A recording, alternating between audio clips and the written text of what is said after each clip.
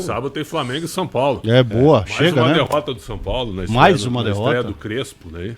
Nós sabemos se o Crespo vai estrear, né? Tem que ver se o Crespo vai estar pagar, né? Primeiro precisa acertar com a saída do Zubeldia, né? Pra Aliás, depois... ontem, o ex-presidente Fernando Casal de Rey, quase 2 horas aqui conosco. Uma lucidez. Quantos anos, hein? 80. 80 anos. A história do São Paulo passada ali, foi ou não foi? Foi mesmo. E outra, e com frases assim, com coisas do arco da velha do que está fazendo a atual gestão. Coisas assim que vocês não imaginam. Como, por exemplo... não convidam ele para o Conselho Consultivo, imagina só. O Conselho Consultivo de qualquer clube é formado por ex-presidentes. Esse é o Conselho Consultivo. Mas o Conselho Consultivo não é consultado. Exatamente. Eles convocam o Conselho Consultivo e não chamam os dois de oposição. Que democrático, né? Bom, né? Que legal, né? Quem que é a oposição? O Casal del Rey? E tem mais um, ele falou ontem, ele falou rápido, eu também me esqueci, mas são só dois, certo? Ele é contra os vitalícios. Porque o Pimenta tá nessa gestão. O Pimenta é braço direito do Júlio, né?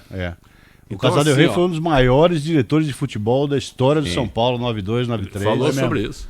Dos grandes dirigentes do São Paulo da história. Histórico. Sensacional. Ele contou como é que ele buscou o Miller na segunda passagem, né? Depois que o Miller foi pro Torino. Como ele buscou de volta. E coisas assim, por exemplo, porque o Carlos Belmonte então vai ser o presidente? A palavra dele vai. Mas como assim? Sim, mas lá eles impõem tudo. Nós temos 60 votos, né, João? 60 votos. O resto é da situação, eles fazem o que bem entendem. O São Paulo virou isso. O Belmonte vai ser o candidato? Vai ser o presidente, o Belmonte. E até questionamos, isso. Ele pode ser candidato, mas ele pode ser diretor de futebol infringindo um monte de Eu ainda quero ver se essa gestão não está em busca realmente de virar uma SAF, viu? De vender. Mas tirou o pé com o grego lá, né? Provoca o caos e vem com uma solução de SAF. Não sei, não. Mas olha só, o São Paulo, que sempre foi conhecido como ter no seu corpo consultivo, diretivo, grandes juristas. Ali sempre passaram grandes juízes, desembargadores. Ele citou o doutor Ives. Doutor Ives, ele citou que quando o Leco ficou mal, né? A gestão estava complicada, o Leco pediu ajuda. E aí o Fernando Casal de Rey foi conversar com ele na casa do Dr. Ives, né? Pra ajudar o Leco, porque o Leco tava meio perdido, lembra? Tava uma confusão a gestão dele e tal. Então ele foi chamado, foi lá pra dar, sabe? Porque... Mas como é que esses juristas, advogados todos brilhantes, eles não se opõem a uma falha grave no estatuto que está sendo cometida ali? É uma infração grave no estatuto que está sendo cometida. 180 conselheiros são da situação. Não, tudo bem, mas se tiver um jurista ali que bote a mão na consciência e fala, bom, isso aqui está errado. Não pode acontecer isso aqui. A palavra dele, voto aberto, e não tem como mudar. Ele está desesperançoso aqui. Foi uma entrevista assim, de um grande São Paulino que eu imagino que quem não é que seja contra, né? Quem debate, porque uma coisa é tu dizer assim, tá tudo ruim, mas tu não tá lá. Outra coisa é tu tá lá e tu quer debater por que algumas coisas acontecem. Você não consegue. Tu não consegue. Virou antidemocratismo, sabe por quê? Porque todo o conselho está na mão da situação, certo? Aí ele chegou a mencionar aqui, né? Em linhas gerais, troca de favores. Aí o voto ele é aberto. Aí, por exemplo, tu constrange. Se tu votar fechado, tu tá preservado.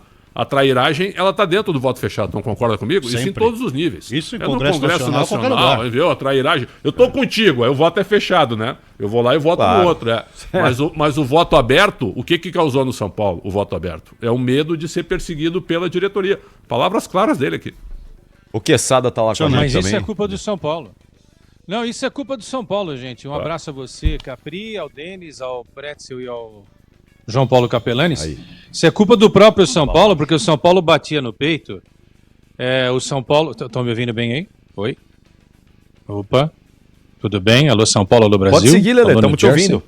Estamos ouvindo, vai lá. Eu vi alguém falar que eu estava abaixo, então eu estou perguntando. Mas já está ok. Então, mas acho que o São Paulo... legal já. Tá, o São Paulo foi vítima dessa história que ele vendeu muito bem nos últimos anos, né, quando ele estava no ápice, de que aqui a oposição é inteligente, entendeu? Ixi, eu ouvi aquele papo. Quando eu ouvi esse papo pela primeira vez, tem uns 30 anos, tá? Eu falei, isso daí não vai dar certo não, hein? Oposição inteligente, isso daí não... Oposição é oposição, meu. Oposição tem que ser cri-cri, ela tem que pecar mais pela chatice do que pela irmandade, entendeu? E aí foi feito de um jeito que na hora em que se percebeu, a turma do Juvenal tomou conta do clube, né? E aí essa turma do Juvenal, que tá vindo desde o Juvenal pra cá. E aí Leco é o atual presidente, foi o Aidar no meio disso tudo, né? E agora o que foi lá atrás, que cuidava do marketing, cuidando diretamente do clube de uma forma mais abrangente, que é o Júlio Casares. Então, o São Paulo ele é vítima de algo que ele mesmo produziu, não é? Porque ele sufocou a chamada oposição, ele tirou a voz dos opositores e poucos que nós entrevistamos aí, o Prédio vai lembrar de uns 2, 3 nomes, eu também, o João Paulo, você, o Denis, não mais do que isso. Você vê as últimas figuras aí que defenderam com unhas e dentes a oposição, são 3, 4 só, não tem mais ninguém. Então é isso daí, tá igual o Corinthians. A gente fala de São Paulo. É a mesma coisa que o Corinthians, é a mesma turma, né? É que do Corinthians a gente fala um pouco mais forte e tal, porque ficou muito mais clara essa coisa da renovação e transparência, porque tinha um nome e tal. Mas é a mesma turma, cara. Se você for ver mesmo, é a mesma turma que tá no São Paulo há um baita tempo, né? E isso, claro que não é legal. Óbvio. Você não vai oxigenar nunca a produção, a construção de uma nova liderança do clube, pô. Aí vocês mesmo estão falando, o Belmonte já é o presidente, mas como assim o Belmonte já é o presidente, né? Foi o que disse aí o ex-presidente Casal de Rey. Porque não tem oposição, o cara fica até tímido de tentar lançar alguma coisa, senão os caras vão diminuir esse cara para sempre dentro do clube, entendeu? Se aparecer lá um Ricardo Capiriotti São Paulino, um Denis Gavazzi, lá dentro do São Paulo querendo ser presidente, ele não vai ganhar. Aí no dia seguinte os caras vão falar, cai fora daqui porque você foi contra a gente, você não tem espaço mais nenhum. Quer dizer, os caras matam qualquer tipo, né, de liderança que possa surgir. Infelizmente o São Paulo entrou nessa vibe também. Tá igual o Corinthians. E ele concordou quando eu defini o São Paulo como uma maçonaria / capitania hereditária. E mesmo. O São Paulo se perdeu. São Paulo se perdeu ao longo dos anos 2000, né? E tudo aquilo que ele construiu nos anos 90 foi jogado ralo abaixo. Dos anos 2000, 2010 pra cá. E é até importante, na sexta-feira a gente estava falando um pouco aqui, foi porque na sexta-feira eu tive um batizado e eu não vim. Aliás, obrigado aí por todas as deferências de vocês na última sexta-feira. Mas aí... não aparece, é isso aí, meu. A gente... Sacanagem tem prioridade. Corneta é vida. Corneta é sempre vida.